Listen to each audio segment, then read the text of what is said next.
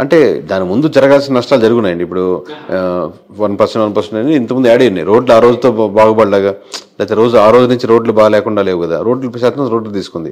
లేదా ఎంప్లాయీస్ శాతం ఆల్రెడీ పవన్ కళ్యాణ్ కలిసినా కలవకపోయినా ఎంప్లాయీస్ అనేవాళ్ళు నెగిటివిటీ ఉన్నారు. ఇలా ఆల్రెడీ రెడీగా ఉంది. ఆ రెడీగా ఉన్నది కూటమిలో ఎవరికి వెళ్ళాలి, బీజేపీకి వెళ్ళాలా, టీడీపీకి వెళ్ళాలా, జనసేనకి వెళ్ళాలని ఆ తర్వాత మారింది. లేదు ముగ్గురు కూటమే కాబట్టి ఒక పార్టీకి వెళ్తున్నాయి. అసలు ఎవరి కేకే గారు ఎప్పటి నుంచి ఈ రంగంలోకి వచ్చారు? ఇలానే మీ పర్సనల్ లైఫ్ కోసం, మీ ప్రొఫెషనల్ లైఫ్ కోసం తెలుసుకోవాలని చాలా మందికి ఒక ఉత్సుకత అనేది అయితే ఉందండి ప్రపంచవ్యాప్తంగా. సో ఎక్కడ సార్ మీది, ఎక్కడ ప్రాంతం, ఏంటి, ఎప్పటి నుంచి ఈ ఫీల్డ్లోకి వచ్చారు? మా సొంతూరు నెల్లూరు అండి. ఈ సర్వీస్ రాకముందు నేను 8 సంవత్సరాల వరకు సాఫ్ట్వేర్ ఇంజనీర్గా పనిచేశాను. సో దీంట్లో ప్రధానంగా రావడానికి ఒక కారణం ఏంటంటే, ఏదైనా పాజిటివ్ పనులు వీళ్ళతో చేపించేదానికి ఆస్కారం ఉంటుంది ఎమ్మెల్యేలతో. ప్లస్ ఓట్ బ్యాంకింగ్ కూడా కన్వర్ట్ అవుతుంది కదా. ప్లస్ ప్రజల పల్స్ నిజంగా ఏం కోరుకుంటున్నారు, నిజంగానే అందరు డబ్బులకే ఓట్లు వేస్తారా, అట్లాంటి రకరకాల డౌట్స్. ఇన్ని కరెక్ట్గా మనం నిజాయితీగా చెప్తే యూజ్ అవుద్ది. ఒకటి నా స్వార్థం ఏంటంటే వాళ్ళ చేత మంచి పనులు చేయించవచ్చని, ఒకటి ఏంటంటే మంచి పనులు చేస్తే ఓట్ బ్యాంకింగ్ కూడా మారుద్దని. సో సర్వీస్ చేయించుకున్నాం, రిజైన్ చేసి సాఫ్ట్వేర్ నుంచి బయటకు వచ్చి చాలా కష్టాలు ఏదో అక్కడ మొక్కలు తినే అప్పుడు దగ్గర ఉంటుంది. అది ఇదే పెద్ద తేడా కాదు కానీ. సో ఓవరాల్గా అది చేయడం మొదలుపెట్టింది, అది సక్సెస్ అయింది, నిజాయితీగా ఉన్నారు. ఇప్పుడు ఇంకా మీ పర్సనల్ లైఫ్కి వస్తే, మా మిస్సెస్ పేరు ధనలక్ష్మి, మేము హైదరాబాద్లోనే ఉంటాం. నాకు 2 కొడుకులు. పెద్దవాడు 5th క్లాస్ అవుతున్నాడు, చెగువీర వాడి పేరు. రెండోవాడు వచ్చాను, వాడికి 4 years. చెగువీర అండి, మనం చెగువీర అంటాం, అతను యాక్చువల్ ప్రొనౌన్సియేషన్ చెగువర అంటాం.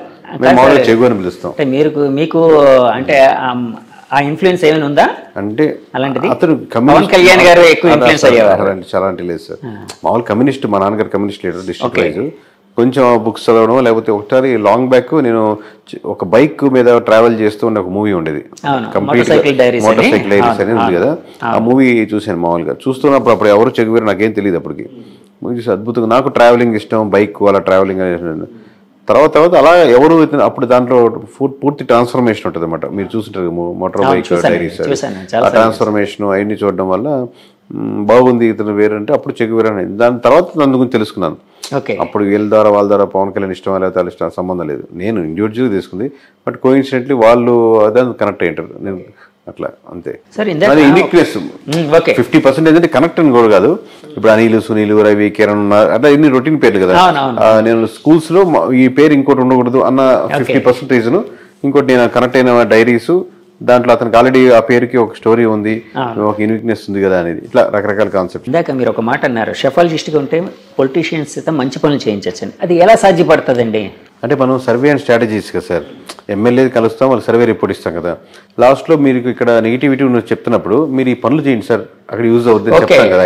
అడ్వైజ్ చేస్తాం, స్ట్రాటజీ కూడా చెప్తాం కదా ఎక్కడెక్కడ నెగిటివిటీస్ ఉన్నాయో. అప్పుడు ఆ థింగ్స్ చెప్పేటప్పుడు కొంచెం అక్కడ ఏదో ఎలక్షన్స్లో పెట్టుకునే డబ్బులు లాస్ట్ మినిట్లో పెట్టే డబ్బులు పెద్ద ఓటింగ్ % డిఫరెన్స్ ఉండదు.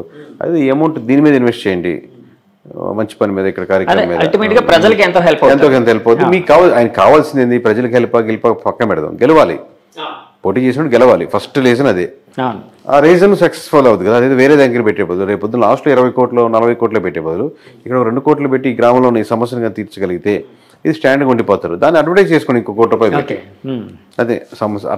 అలా మంచి పనులు అంటే అలా యూజ్ఫుల్ పనులు అనమాట, లాంగ్ రన్గా ఉండేటట్టు. ఇది డబ్బులు ఇస్తే టెంపరీ, తలా 2,000 ఇచ్చినా తీసుకుంటే, తలా 3,000 ఇచ్చినా తీసుకుంటారు, కానీ టెంపరీ కదా, 2 రోజులు ఖర్చు అయిపోద్ది. కానీ అటుగా ఒక ఆర్గనైజేషన్గా ఏదైనా స్ట్రక్చర్గా మీరు ప్లాన్ చేశారనుకోండి, ఆ 2-3 గ్రామాలకి స్టాండర్డ్గా ఉంటుంది ఎప్పటికీ. సార్ ఇందాక మీరు ఒక మాట అన్నారు, కూటమి కలవడానికి ముందే జరగాల్సిన నష్టం జరిగిపోయింది వైసీపీ పార్టీకి. అంటే జరగాల్సిన నష్టం అంటే వాళ్ళు చాలాసార్లు చెప్పుకుని వచ్చారు, మేము లక్షల కోట్ల డబ్బులు జనానికి పంచుతూ ఉన్నాం, ఎలాంటి మధ్యవర్తి లేకుండా జనం అకౌంట్స్కి వెళ్ళేటట్టు, వాళ్ళకే లబ్ధిదారులకి డైరెక్ట్ గా చేరేటట్టు చేస్తున్నాం. సో అదంతా మాకు చాలా హెల్ప్ చేస్తుందని. సో నష్టం అన్నారు కదా సార్, ఆ నష్టం ఏంటి సార్? అంటే 3 రాజధానులు ఇలాంటివి ఏమైనా నష్టపరిచాయా వాళ్ళని? అంటే హెల్ప్ చేసిన ఆ మాట, వెల్ఫేర్ స్కీమ్స్ ఖచ్చితంగా పాజిటివ్ ఉంటుంది సార్, దాంట్లో డౌట్ లేదు. కాబట్టి ఎంత పాజిటివ్, ఒక 5% యాడ్ అవుద్ది అనుకోండి, అదొక్కటే సరిపోదు కదా గెలుపుకి. మీరు ఆల్రెడీ 25% ఎంత ఓట్ బ్యాంకింగ్ ఉందనుకోండి, ఇంకో 5% 30కి వస్తారు. కానీ మీరు 30 సరిపోదుగా ఇంకో 20% యాడ్ అవ్వాలి. లేదా మీకు లాస్ట్ టైం పడేటువంటి 50%లో ఇంకో 10-15 మంది వెళ్లకుండా ఆగాలి, అప్పుడు కానీ మీరు 30కి రారు. ఇప్పుడు మీరు వెళ్లకుండా ఆగాలంటే రోడ్లు బాగుండాలి. రాజధాని ఇష్యూలో నిజంగా రాజధాని కాకుండా రాజధాని పక్కన పెట్టు, ఇది బాగుంది చూడు అని ఆల్టర్నేటివ్ ఉండాలి. రాజధాని కాన్సెప్టే కాదు, దాన్ని మించిన ఎమోషన్. మీరు ఒక దాంట్లో సఫర్ అవుతున్నారు, నాకు ప్రమోషన్ కావాలండి, ఖచ్చితంగా ప్రమోషన్ ఇవ్వాలండి, శాలరీ పెంచుతాను, ఓకే అంటే ప్రమోషన్ పక్కన పెట్టి మీకు శాలరీ సాటిస్ఫై అయ్యారు. సో ఆ ఎమోషన్ ని కనెక్ట్ చేయడం ఏదో ఒక ప్రజలతో ఎమోషన్ అది miss అయిందండి? అంతే, వైసీపీ వాళ్ళు 100%. మిస్ అయ్యారా? 100%. లేకపోతే ఇన్ని రకాలుగా డ్యామేజ్ అవ్వదు ఇన్ని లేయర్లు. సో ఏ ఎమోషన్ ఎక్కడ మిస్ అవుతున్న దానికి ఆల్టర్నేటివ్గా మీరు ఇంకో ఎమోషన్ యాడ్ చేయగలగాలి. ఆ ఎమోషన్ యాడ్ చేయడంలో మిస్ ఫెయిల్ అయింది. సార్ అలాగే నేను చాలాసార్లు చాలా మంది దగ్గర పెద్ద పెద్ద వాళ్ళ దగ్గర ఒక మాట అయితే విన్నాను, అసలు ఈ ఎలక్షన్ అంతా జగన్ వర్సెస్ జగన్ గా జరిగింది. అంటే వాళ్ళు అన్నది ఏంటంటే జగన్ రావాలి, జగన్ పోవాలి, ఈ రెండింటి మీదే బేస్ అయ్యి ఈ ఎలక్షన్ నడిచింది అని. ఇలాంటి స్టేట్మెంట్ని మీరు అంటే యాక్సెప్ట్ చేస్తారా, ఏకీభవిస్తారా, లేకపోతే డినై చేస్తారా? దాంట్లో పార్షియల్ కరెక్ట్ ఉందండి. పోయినసారి చంద్రబాబు రావాలి, చంద్రబాబు పోవాలి అన్నట్టు జరిగింది అనుకున్నాం అనుకోండి. అబ్వియస్గా రెండు పార్టీల మధ్య ఓటు బ్యాంకింగ్ జరుగుతున్నప్పుడు రెండు పార్టీలో ఎవరికి చంద్రబాబు జగన్ అనుకుంటున్నారు. వీళ్ళు చెప్పేటప్పుడు జగన అని వీళ్ళు దాన్ని ప్రమోట్ చేస్తున్నారు. బట్ యాక్చువల్లీ ఏంటంటే ఏ నియోజకవర్గంలో ఆ నియోజకవర్గంలో ఓటేస్తారు. ఇప్పుడు మొత్తం రాష్ట్ర వ్యాప్తంగా నా ఓటు రిప్రజెంట్ చేస్తున్నాను అని కాదు కదా. నా నియోజకవర్గంలో ఈ ఎమ్మెల్యేకి వేద్దామా, ఎమ్మెల్యేతో పాటు చంద్రబాబుని కూడా చూసేద్దామా, ఎమ్మెల్యే చెడ్డోడు కానీ తెలుస్తుంది కానీ చంద్రబాబు మీద నాకు అభిమానం ఉంది వేద్దాంలే, అది వీడు చాలా మంచివాడు ఎమ్మెల్యే కాకపోతే జగన్ మీద నాకు వ్యతిరేకత ఉంది వీళ్ళేంలే. సో ఈ ఫ్యాక్టరీ ఒకటి ఆలోచిస్తాడు. వీడు ఓవరాల్గా జనం అని అనుకోడు, నేను తన ఓటు తమ అంటే వాళ్ళ ఇంట్లో వాళ్ళు ఓటు ఇన్ఫ్లుయెన్స్ చేయగలుగుతాడు. కన్సాలిడేట్గా మనం చెప్తున్నప్పుడు మనం యాజ్ ఏ సర్వే దాంట్ నుంచి వచ్చాం కాబట్టి కన్సాలిడేట్గా ఆ ఓట్ బ్యాంకింగ్ ఎలా వెళ్తుంది అనుకుంటాం. దాంట్లో నెగిటివిటీస్ ఏంది, పాజిటివిటీస్ ఏంది, ఏ ప్రాంతానికి ఆ ప్రాంతానికి బట్టి తగ్గట్టే. సార్ రాష్ట్ర వ్యాప్తంగా వైసీపీ పతనానికి ముఖ్యమైన కారణాలు ఏమైనా ఒక 2-3 చెప్పాల్సి వస్తే ఏది మెయిన్ కారణంగా చెప్తారు? పతనం అనేది కరెక్ట్ కాదు సార్. పతనం అనేది పొలిటికల్ పతనం ఎందుకంటే వాళ్ళు 30% ఓట్ బ్యాంకింగ్ ఉంది, వాళ్ళ ఓట్ బ్యాంకింగ్ వాళ్ళకి స్టిల్ ఉంది. మీరు 100 మందిలో 30 మంది అటు నిలబడ్డారు, 70 మంది నిలబడ్డారు ఇటు. మనకి ఇట అల్గారిథమ్స్ లో మనకు ఉన్నటువంటి rules and regulations government of ఇండియాలో ఉన్నట్టు కాబట్టి మెజారిటీ ఓట్ బ్యాంకింగ్ బట్టి సీట్లు రావు కాబట్టి ఓన్లీ నియోజకవర్గాల బారు కాబట్టి మీకు తక్కువ కనపడుతుంది. కానీ 130% మంది అంటే చిన్న నెంబర్ కాదు.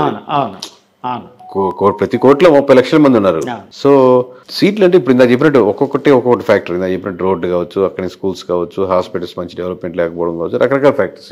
అంటే ఏదో ఒక ఎమోషనల్ కాంటాక్ట్, ఏదో ఒక రీజన్ అయితే అంటే స్టేట్ వైడ్ గా ఏదో కారణం ఉండే అవకాశం ఉంది కదండి. అట్లాంటిది ఏదంటారు? అంటే ఒక షెఫాలజిస్ట్ గా మీరు స్టేట్ వైడ్ గా అదే సార్. ఇప్పుడు మీకు ఇప్పుడు అంటే మీకు వన్ సైడ్ కనపడింది కాబట్టి అలా అనిపిస్తుంది. ఇప్పుడు రాజధాని స్టేట్ వైడ్ జరిగిందంటే రాజధాని మీకు కృష్ణా గుంటలో ఉన్నట్టు మీకు శ్రీకాకుళంలో ఉండకపోవచ్చు, రాప్తాడులో ఉండకపోవచ్చు. రాప్తాడు ప్రజలు మనకు అమరావతిలో ఉండే రాప్తాడు ప్రజలు రాప్తాడు సమస్యల మీద వేస్తుంది. అలాగే స్టేట్ వైజ్ ఉన్న డెవలప్మెంట్ మీద కూడా చూసుకుంటూ ఉంటుంది. అలాగే కొంచెం ఎమ్మెల్యే మంచివాడైతే కొంచెం కన్సిడర్ అవుద్ది. అయితే 2-3 సార్లు ఓడిపోయినాడు, ఈసారి గెలవాలన్న సానుభూతి అవుద్ది. ఓవరాల్ జనరలైజ్గా స్టేట్మెంట్ చెప్పలేము.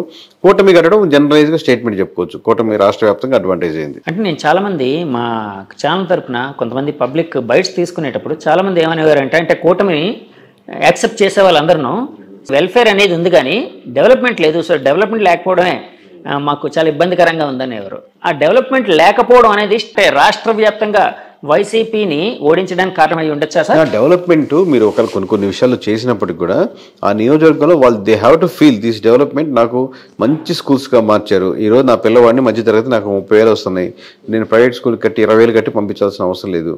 ఈరోజు మంచి జగనన్న స్కూల్స్ బాగున్నాయి, నేను దానికే పంపిస్తాను.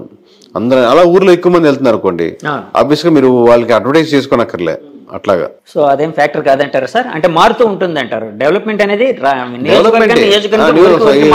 సమస్య ఊరి మీద ఉంటుంది. ఓకే సార్, ఇప్పుడు మీరు 2019లో సర్వే, మీ ఫస్ట్ సర్వే అది చేసిన వెంటనే చాలా ఇది వచ్చింది. అప్పట్లో మీకు ఏమైనా ఫోన్ కాల్స్ ఏమైనా వచ్చాయి సార్? వచ్చేసరి ప్రస్తుతం ఎప్పుడు వస్తుంటే, ఇప్పుడు ఈ మధ్య 4 రోజులు నుంచి రావట్లేదు కానీ మామూలు బెదిరింపు కాల్స్ లేకపోతే ఇలా చేయండి, ఇలా చేస్తారు, ఎలా చెప్తారు అన్నారు. పోనీ మీరు ఒక నెంబర్ చెప్పండి సార్ అంటారు. అంటే ఎమ్మెల్యేస్ నుంచి మినిస్టర్ నుంచి నాకు రాదు. నాకు ఒక అడ్వాంటేజ్ ఏంటంటే నాకు అన్ని పార్టీల నుంచి తెలిసిన వాళ్ళే కాబట్టి సన్నిహితులే. అది మనం వర్క్ చేసిన క్లయింట్, సన్నిహితం అనకంటే కూడా క్లయింట్ అనొచ్చు, ఎందుకంటే ఆ డిఫరెన్స్ ఉంటుంది. సన్నిహితం అంటే క్లోజ్నెస్ అయిపోతుంది. సో క్లయింట్సే కాబట్టి మ్యూచువల్ రెస్పెక్టే ఉంటుంది. అది వాళ్ళు వేరే ఆ జిల్లాలో వేరే వాళ్ళు తెలియకపోయినా కేకే నాకు తెలుసు బాగా చేస్తారు అని వాళ్ళు వెళ్తుంటారు కాబట్టి నాకు వాళ్ళ నుంచి థ్రెటన్ కాల్స్ ఉండవు. కింద ఉండేటువంటి ఎవరైనా విలేజ్లో ఉండే చిన్న వాళ్ళు పార్టీ మీద అభిమానంగా ఉండేవాళ్ళు ఒకసారిగా జీర్ణించుకోలేరు కదా. 151 అయినా జీర్ణించుకోలేరు, ఇప్పుడు 161 వస్తాయని చెప్పినా జీర్ణించుకోలేరు. వాళ్ళ కోపం అనమాట, మన పార్టీ ఎలా పోద్ది అని ఫ్రస్ట్రేషన్ అలా ఉంటుంది. అంటే చాలాసార్లు నేను విన్నది ఏంటంటే పెయిడ్ సర్వేలు ఎక్కువైపోయాలని. మీరు 160+ అని చెప్పారు కదండి, అప్పుడు మిమ్మల్ని కూడా ఒక పెయిడ్ సర్వేగా ఘాటును కట్టిన సందర్భాలు ఉన్నాయా సార్? మొన్న ఉంటాయండి ట్రోల్స్ పంపించేవాళ్ళు. అప్పుడు ఎలా చెప్తారు, లేకపోతే వీళ్ళకి అమ్ముడు పోయారు లేదా వాళ్ళకి అమ్ముడు పోయారు ట్రోల్స్ అని. కాసేపు ట్రోల్స్ చూసి ఎంజాయ్ చేసుకోవడం అంతే. తర్వాత రిజల్ట్ వచ్చాక ఇంకేం ఉండదు, ఏమో చూసుకునే ఏం ఉండదు. ఇప్పుడు ట్రోల్ లేదు కదా, ఓన్లీ పాజిటివ్ ట్రోల్స్. తర్వాత రావు కదా మళ్ళీ ఆపర్చునిటీస్. ఆ ట్రోల్స్ చూసి ఎంజాయ్ చేసుకోండి, బాగా చేశారు ఆ ట్రోలింగ్ అని. సార్ ఇప్పుడు ఇంత యాక్యురేట్ గా మీరు నెంబర్ చెప్పినప్పుడు చాలా మంది పెద్దవాళ్ళు కూడా ఎవరైనా చాలా మంది మీకోసం సెట్ చేస్తున్న ఇది కూడా తెలుసు. ఎందుకంటే నేను నిన్న మురళీమోహన్ గారిని కలిసినప్పుడు కూడా ఆయన అన్నారు, కేకే గారు అనే ఆయన ఎవరో చాలా బాగా చేశారండి, ఆయన కలవాలి అని కూడా అన్నారు. సో అలాగా పొలిటికల్ పార్టీలు అయితే ఇంకా ఎక్కువ ఇంట్రెస్ట్ పే చేస్తుంటాయి ఎవరైనా ఇంత యాక్యురేట్ గా చెప్పారని. అలాగా టీడీపీ పార్టీ అధినేత నుంచి కానీ ఇంకా వేరే పార్టీల అధినేతల నుంచి కానీ మీకు ఫోన్ కాల్స్ వచ్చాయండి? అంటే ఎలక్షన్స్ రిజల్ట్ అప్పటి నుంచి ఎవరెవరు వచ్చారు అని చంద్రబాబు దగ్గరికి వెళ్తాం, లేకపోతే పవన్ కళ్యాణ్ దగ్గరికి వెళ్తాం అని చెప్పి నేను తీసుకెళ్తాను, నాకు బాగా క్లోజ్ లేదు అన్నట్టు. కేకే అనేది ఒక కార్డు లాగా అయిపోయింది కదా సార్. ఇప్పుడు కేకే అనే కార్డు తీసుకెళ్లి ఇక్కడ చూసి కేకే అని వస్తాను సార్, నేను తీసుకెళ్తాను సార్, అది సార్ అంటారు. నాకేమో చంద్రబాబు నాయుడు కార్డు, పవన్ కళ్యాణ్ కార్డు చూపిస్తారు. ఇప్పుడు నాకు ఆ కార్డు ఎందుకు అవసరం లేదు. ఇప్పుడు నేను విజిటింగ్ కార్డు అవసరం లేదు, నేనే విజిటింగ్ కార్డు అయ్యాను కాబట్టి. సో నేను అట్టని చెప్పి బలుపుతోనే వెళ్ళాను కాదు. ఇప్పుడు ప్రమాణ స్వీకారానికి వాళ్ళ ఇండివిజువల్ సెక్షన్. మనం ఏంటంటే మన పని మనం చేసేసాం. దీపంగా ఎట్లా ఉంటాయి నిజంగా వాళ్ళకి అవసరం ఉండి ఫోన్ చేశారు అనుకోండి. ఇప్పుడు వైఎస్ఆర్సీపీ నుంచి ఎవరో ఫోన్ చేశారు, ఇక్కడ కలుద్దాం సార్, మాకు ఒకసారి చెప్పండి విశ్లేషణ ఎలా ఉంది, ఎందుకు జరిగింది ఓట్ బ్యాంక్. నేను దానికే నో అని చెప్పను. వాళ్ళకి కావాలనుకున్నప్పుడు వాళ్ళే అప్రోచ్ అవుతారు కదా, మనం వెళ్ళి కాల్ చేసి కలవాల్సిన అవసరం ఏముందని. మన వర్క్ కాదు కదా వాళ్ళు కలిసి కంగ్రాచులేట్ సార్ మీరు గెలవడానికి నాకు ఎంతో ఆనందాన్ని వస్తుంది అని అటాచ్డ్ అయిపోదాం అనేది ఉండదు. కంగ్రాచులేషన్ కాల్స్ అయితే వస్తూ ఉంటాయి కదండి పెద్దవాళ్ళ దగ్గర నుంచి. అవి 100 కాల్స్ సార్, అవి 1000 కాల్స్, 100,000 కాల్స్. నేను చెప్పిన సోకాల్ నా పేర్ల నుంచి ఏమైనా వచ్చాయండి అంటే వాళ్ళ తరపు నుంచి ఎవరో పక్కన నుండి ఫోన్ చేస్తుంటారు కదా, చాలా హ్యాపీగా ఫీల్ అయ్యారు సార్, సార్ చెప్పమన్నారు ఎట్లా చెప్తారు సార్. షెఫాలజిస్ట్ అనగానే ఒక రకమైన అంటే కత్తి మీద సాము లాంటిది మీ పని. దాంట్లో సింగిల్ నెంబర్ చెప్పడం కత్తి మీద సాము. కత్తి కొసంటుంది చూడండి, ఆ కొస నిలబడ్డట్టు, అంచు మీద నిలబడ్డట్టు, అటు ఇటు అయితే లోపలికి దిగిపోద్ది. అవును, ఎందుకంటే ఎప్పుడైనా కూడా అంటే రాజకీయాలు అనేటప్పుడు ఒకరు ప్రేమిస్తారు, ఒకరు ద్వేషిస్తారు. మీరు ఒక నెంబర్ చెప్తే వాళ్ళకి ఫరగా ఉందనుకోండి, వాళ్ళు విపరీతంగా ప్రేమిస్తారా, మా సూపర్గా చెప్పారా అని. అవతల వాళ్ళు నిజంగా ద్వేషిస్తారు.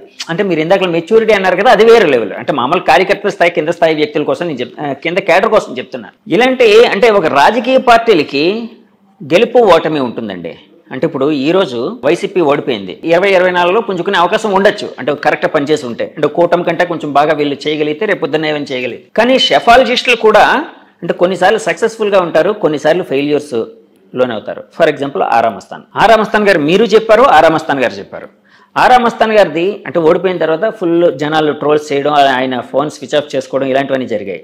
సో అంటే షెఫాలజిస్టులు కూడా ఇంత ద్వేషం అంటే ఇంత నెగిటివిటీ ఉండడం అవసరం అంటారా? అంటే ప్రజల నుంచి లేకపోతే ఆ క్యాడర్ నుంచి. ఇప్పుడు ఎవరో ఒక అతను వచ్చేసి జగన్మోహన్ రెడ్డి గారు 150 వస్తున్నాయి, లేదా పవన్ కళ్యాణ్ గారికి 21 వస్తున్నాయి అనుకోండి, దాని మీద అటెన్షన్ రాదు, ఎవరు చూడరు, పెద్ద కమెంట్ రాదు, 1-2 కమెంట్లు వస్తాయి. కానీ ఒకరు నమ్మి వాళ్ళ బ్యాక్గ్రౌండ్ వర్క్ బాగుండి అటెన్షన్ తెచ్చుకొని చేసినప్పుడు ఆబ్వియస్గా మీరు కొంచెం దగ్గరగా ఫెయిల్ అయితే ఇబ్బంది ఉండదు. మరీ దూరంగా తూర్పు అంటే పడమర అంటే తూర్పు అంది అనుకోండి, ఆబ్వియస్గా దాని మీద పార్టీలకి వ్యక్తులకి ఇట్లా రకరకాల వ్యక్తులు ప్రభావితం అవుతుంటారు. కాబట్టి ఆ ప్రభావితం చెందినవాడు తప్పనో ఒప్పనో దాని తీవ్రం కమెంట్ చేస్తారు. రిజల్ట్ వచ్చాక ఇంకా అసలు తీవ్రం అయిపోతుంది, ఇంకా మామూలు కాదు అంతే. సో మామూలుగా మోస్ట్లీ చెప్పేది ఏంటంటే మీరు ప్రాపర్గా ఉంటే మటుకు ఆబ్వియస్గా ప్రజలు అభిమానిస్తారని అనుకుంటున్నాను. మనం మిస్ అయితేనే మిస్ కొడుతుంది సార్. ఇప్పుడు 2024 ఎలక్షన్ అయిపోయింది, ఇప్పుడు ఫామ్ అవుతుంది కూటమి. ఒకవేళ 2029లో మళ్ళీ వీళ్ళు కూటమి వాళ్ళు రావాలి అంటే ఎలాంటి డెవలప్మెంట్స్, ఎలాంటి ఫ్యాక్టర్స్, అంటే ఎలాంటి మంచి పనులు, ఇందాక మంచి పనులు అన్నారు చూడండి, కొన్ని అడ్వైజ్ చేస్తూ ఉన్నారు కదా. ఒక షెఫాలజిస్ట్గా అడ్వైజ్ చేయాల్సి వస్తే ఎలాంటి పనులు వీళ్ళకి కూటమి వాళ్ళకి చంద్రబాబు నాయుడు గారికి అడ్వైజ్ చేస్తారు మీరు? సో ఖచ్చితంగా అండి, మనం లాస్ట్ టైము చెప్తున్నాం, ఈసారి చెప్తున్నాం, మీరు ఓన్లీ వెల్ఫేర్ స్కీమ్స్ మీదే ఆధారపడి గవర్నమెంట్ నడుపుతున్నామంటే అవతల పార్టీ ఏది ఉంటుంది అప్పుడు ఏది క్యాప్చర్ చేయగలుగుతుంది అనేది వేరే విషయం.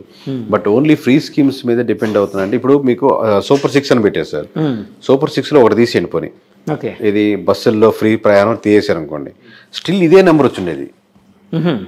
ఈ నెంబర్లో ఎటువంటి మార్పు ఉండేది కాదు ఓవరాల్గా.